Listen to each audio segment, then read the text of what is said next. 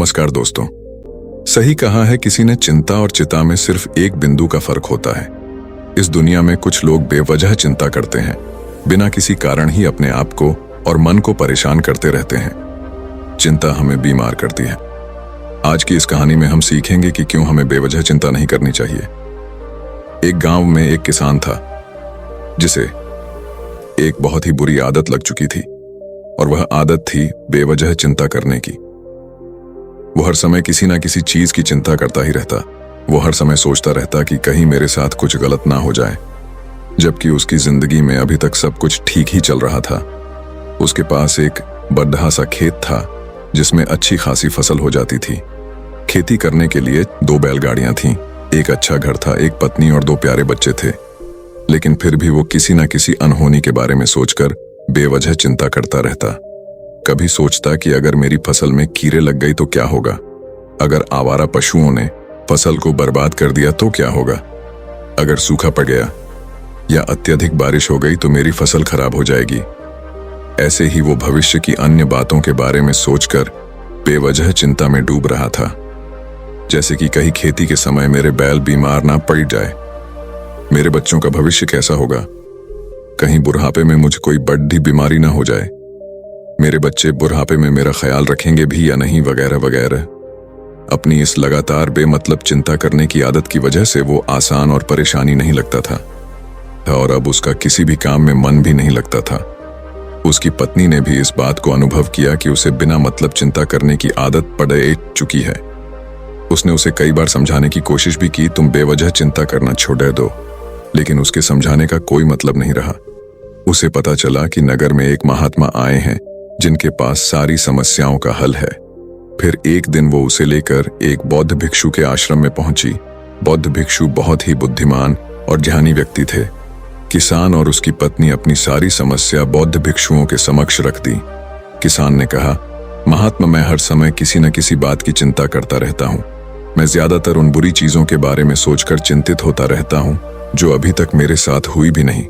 किसान की समस्या को पूरे ध्यान से सुनने के बाद बौद्ध भिक्षु ने कहा, ठीक है, तुम दोनों कल सुबह आना और फिर मैं तुम्हें तुम्हारी समस्या का समाधान बता दूंगा।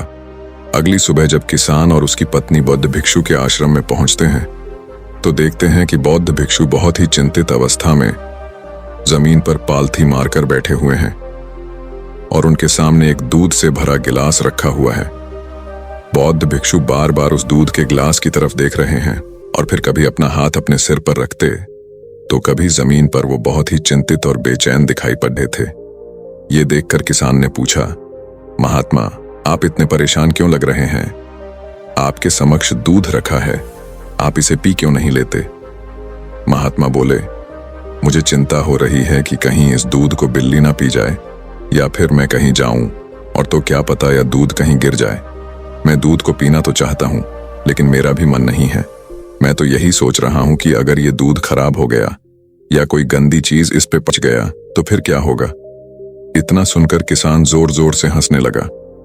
किसान ने हंसते हुए कहा, इसमें इतनी चिंता करने वाली कौन सी बात है? ये दूध ही तो है।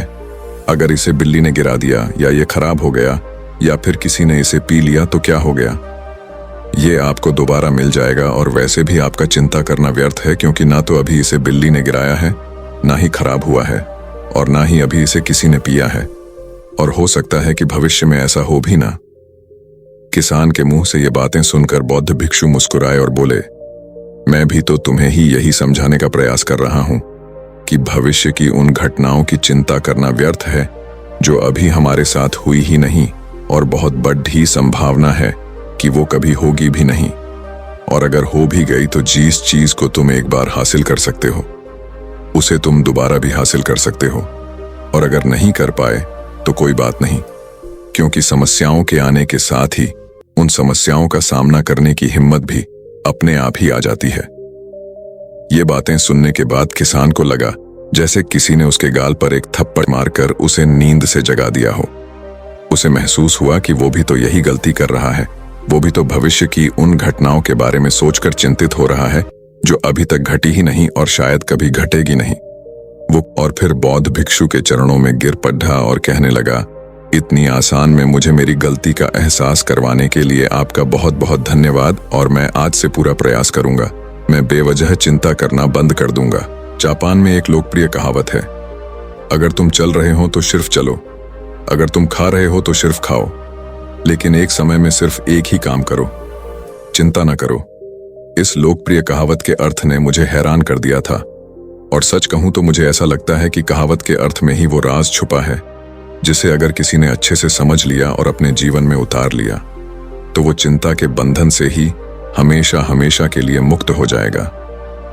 इस कहावत के अर्थ के बारे में हम आगे बात करेंगे, लेकिन उससे पहले देखते हैं कि हमारे दिमाग में इस तरह के विचार ज्यादा चल रहे होते हैं। पहला, क्या मैंने ये काम सही से किया? दूसरा, क्या मैं इसे और बेहतर कर सकता था? तीसरा, इसका परिणाम क्या होगा? और चौथा, लोग मेरे और मेरे काम के बारे में क्या सोच रहे होंगे?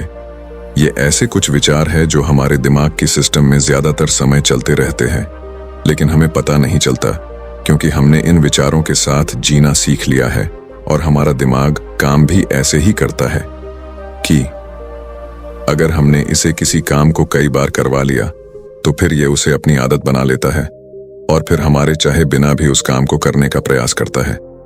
शुरुआत में तो हम किसी भी काम को अपनी इच्छा से पूरे होशो हवास में करते हैं, लेकिन बाद में वो हमारी आदत बन जाता है और फिर हम बस बेहोशी की हालत में बिना सोचे समझे उस काम को करते चले जाते हैं। जब एक बच्चा छोटा होता है तब उसे पता नहीं होता कि चिंता क्या है, लेकिन जैसे ही वो बड़ा होता है माँ बाप कहना शुरू कर देते हैं, बेटे आपको होमवर्क करना है, आपको उसकी चिंता नहीं हो रही, आपके एग्जाम आने वाले हैं, आपको उसकी चिंता करनी चाहिए।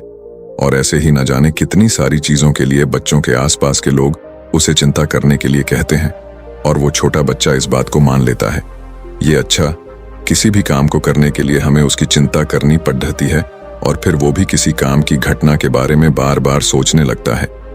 शुरुआत में तो वो ये काम जानबूझकर करता है, लेकिन धीरे धीरे उसका मन इसे अपनी आदत बना लेता है और फिर ना चाहते हुए भी उसका मन एक ही विचार के बारे में बार बार सोचता रहता है और फिर वो अपनी पूरी जिंदगी चिंता के इस जाल में फंस कर रह जाता है।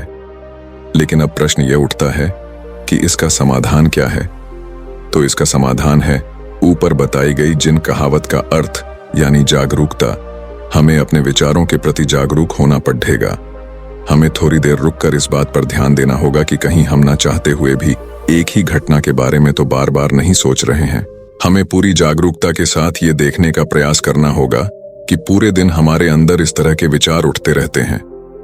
अब आप पूछ सकते हैं, केवल जागरूकता क्या करेगी?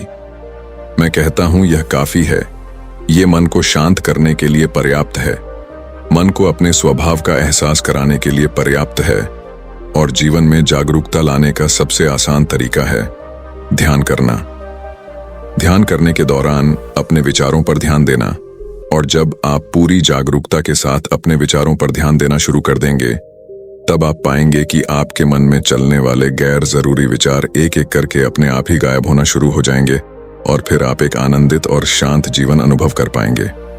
बाकी अगर ये कहानी आपको अच्छी लगी हो तो इस वीडियो को लाइक करें और ऐसी और कहानी सुनने के लिए डे इंस्पायर्ड यूट्यूब चैनल को सब्सक्राइब करें। तब तक मिलते हैं हम आपसे ऐसी ही एक और प्रेरणादायक कहानी के साथ अगले दिन। धन्यवाद।